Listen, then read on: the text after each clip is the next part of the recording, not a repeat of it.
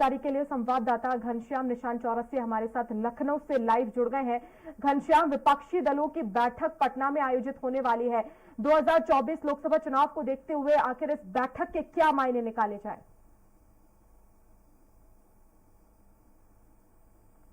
देखिए वर्षा, आज जो है विपक्षी दलों की बैठक है और इसका नाम दिया गया है विपक्षी दल एकता बैठक। और इसमें उत्तर प्रदेश का अहम रोल है बिहार के अलावा, क्योंकि बिहार में आयोजित हो रहा है, पटना में आयोजित हो रहा है। नीतीश कुमार इसका आयोजन कर रहे हैं। सबसे पहले इसकी धुरी जो है नीतीश कुमार और ममता बनर्जी ने कोलकाता में रह करके किया था। लेकिन उत्तर प्रदेश का रोल इसलिए बड़ा हो जाता है कि विपक्षी दलों को एक साथ साधने की कोशिश सभी लोग कर रहे थे, लेकिन मायावती को निमंत्रण नहीं दिया।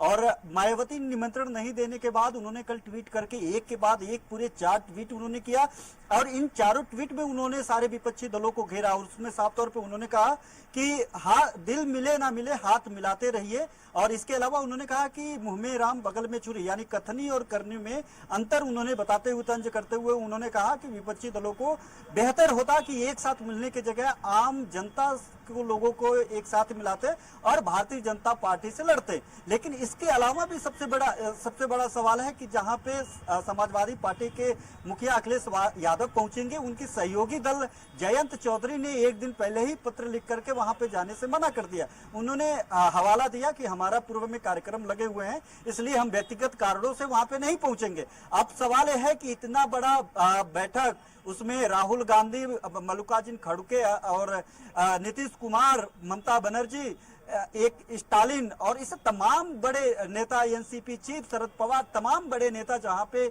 उपस्थित होंगे, ऐसे में जयंत चौधरी का वहां पे पत्र लिख करके शुभकामनाएं देना और कुर्रम पूरा करके हट जाना उत्तर प्रदेश में सियासी मायने और सियासी गुणागणित अलग तरीके से दिखाई दे रहा है। क्योंकि ये बताया जा रहा है कि अखिलेश यादव और जयंत चौधरी के बीच में कुछ ठीक नहीं चल रहा है। यही कारण है कि वहां पे विपक्षी दल की जो बैठक होने जा रही है उसमें से जयंत चौधरी ने किनारा कर लिया।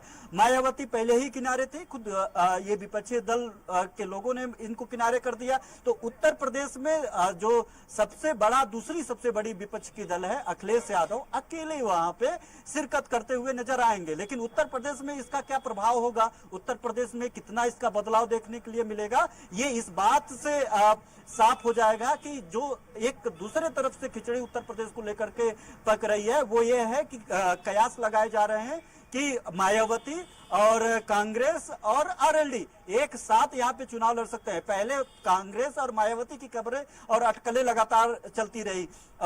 तेलंगाना में ये बताया गया कि बसपा के एक बड़े नेता और वहाँ के तेलंगाना के जो चीफ हैं, वो बसपा के जो चीफ है उन लोगों की मुलाकात हुई। बताया गया कि वो वहां के जो है वहां पे गठबंधन को लेकर के बैठक हुई, फिर उसका खंडन किया गया। लेकिन फिर दोबारा ये बताया गया कि कांग्रेस पार्टी कार्यालय में उत्तर प्रदेश के एक बसपा के एक बड़े नेता जाकर के वहां पे बैठक कर रहे हैं।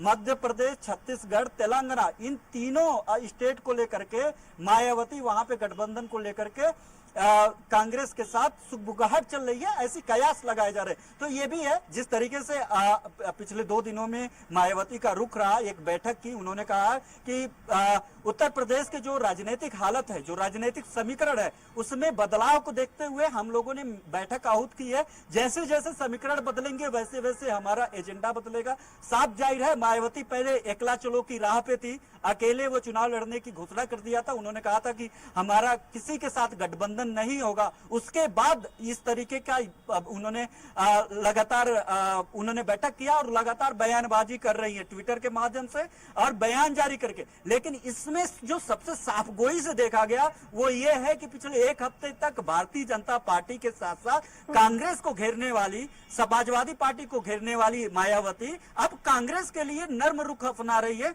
उनके लिए सॉफ्ट कॉर्नर अपना रही है, यानी अब उनके बारे में कुछ नहीं बोल रही है। अब ये जो कयास थे वो थोड़ी सी और पुष्ट की तरफ जा रही है। और अंदाजा इस बात से भी लगाया जा सकता है, क्योंकि जैसा कि आपने भी बताया कि पहले एकला चलो का नारा दिया और उसके बाद में अब उनका ये ट्वीट कि दिल मिले ना मिले हाथ मिलते रहना चाहिए। तो ऐसे में जाहिर तौर पर अगर आमंत्रित भी नहीं किया है तो क्या आहत है मायावती इस बात को लेकर, ये ट्वीट उन्होंने किए हैं और अब आरएलडी और कांग्रेस के साथ जो है कहीं ना कहीं हाथ मिलाने की इस ट्वीट के माध्यम से उन्होंने संकेत दिए हैं?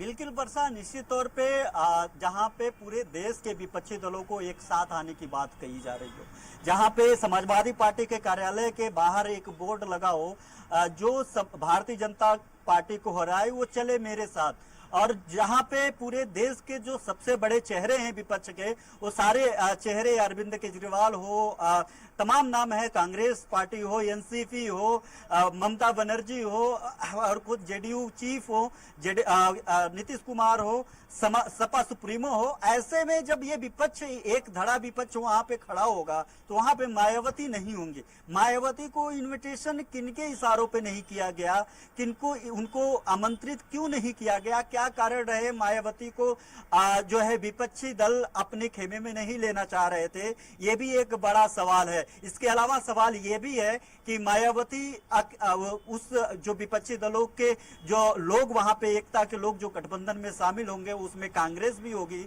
और कांग्रेस के साथ इनके जाने के कयास भी लगाए जा रहे हैं। तो ऐसे में वर्षा, ये जो दोनों तरीके का जो समीकरण है वो उत्तर प्रदेश में एक तीसरी समीकरण को बनते हुए दिखाई दे रही है। अब तीसरा समीकरण यही है कि जो कयास लगाए जा रहे हैं और जिस तरीके से कांग्रेस पार्टी के लिए वो सॉफ्ट कॉर्नर दिखाते हुए ट्वीट कर रही हैं, सॉफ्ट कॉर्नर दिखा रही हैं, उससे तो साफ पता चलता है कि अगर जो उनको मौका मिला, चाहे कांग्रेस पार्टी का समीकरण बैठा, तो वो 3 राज्य, सिर्फ उत्तर प्रदेश ही नहीं, वो मध्य प्रदेश, छत्तीसगढ़, तेलंगाना, उत्तर प्रदेश के अलावा वो गठबंधन कर सकती है। हालांकि उत्तर प्रदेश का सिनारियो थोड़ा सा अलग है। अब उत्तर प्रदेश का सिनारियो, इस सिनारियो में कांग्रेस कितना फिट बैठती है सब बसपा के साथ, और आरएलडी क्या इस मौके को गंवाना नहीं चाहेगी, क्योंकि आरएलडी के तरफ से जिस तरीके से उसके कार्यकर्ताओं में लग रहा है कि वो सपा सुप्रीमो और समाजवादी पार्टी के क्रियाकलापों से खुश नहीं है।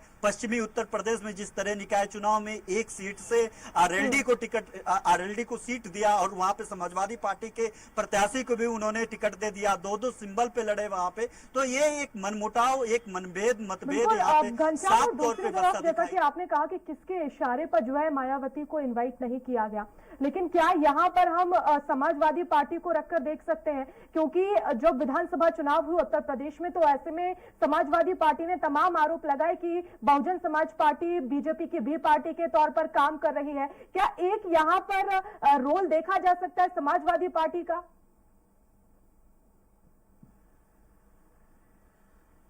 निश्चित तौर पे धुर विरोधी माने जाते हैं सपा और बसपा। उत्तर प्रदेश में भारतीय जनता पार्टी की जब सरकार नहीं रहती थी तो एक दूसरे के विरोध पे ही यहाँ पे चुनाव लड़ करके लोग जीतते थे। कभी समाजवादी पार्टी की सरकार होती थी तो कभी बहुजन समाज पार्टी की सरकार होती थी।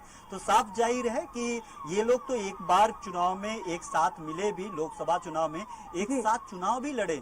सपा और बसपा दो धुरी एक साथ मिल गई थी, और लेकिन उसके कार्यकर्ताओं में एकता नहीं दिखाई दी वर्षा, और यही कारण है कि वो वहां पे अप्रत्याशित हार का सामना मिला। एक ये भी कयास लगाए जा रहे थे कि समाजवादी पार्टी के जो समर्थक वोटर थे वो मायावती को तो वोट कर दिए थे, लेकिन मायावती के समर्थक ये इस बात को नहीं पचा पा रहे थे कि गेस्ट हाउस कांड के बाद जिस तरीके से दलित उत्पीड़न की बात और दलित अत्याचार की बात करके समाजवादी पार्टी को जो बहुजन समाज पार्टी घेर रही थी, अब उनके प्रत्याशी को वोट करना है। और यही कारण है कि धुर विरोधी तुरंत जो है वोटिंग के बाद, तुरंत परिणाम के बाद, लोकसभा परिणाम के बाद ये लोग अलग अलग हो गए, फिर एक दूसरे पे आरोप प्रत्यारोप लगाने लगे। तो जाहिर बात है यहाँ पे अगर सपा वहां पे उस पटल पे होगी तो बसपा कहीं ना कहीं किनारा साधते हुए दिखाई देगी, लेकिन उसको भी मौका है देखना होगा घनश्याम कि अब इस बैठक में क्या कुछ रणनीति बनाई जा सकती है, मोदी के खिलाफ किस तरह से ये विपक्षी एकता काम आएगी 2024 में, ये देखने वाली बात होगी।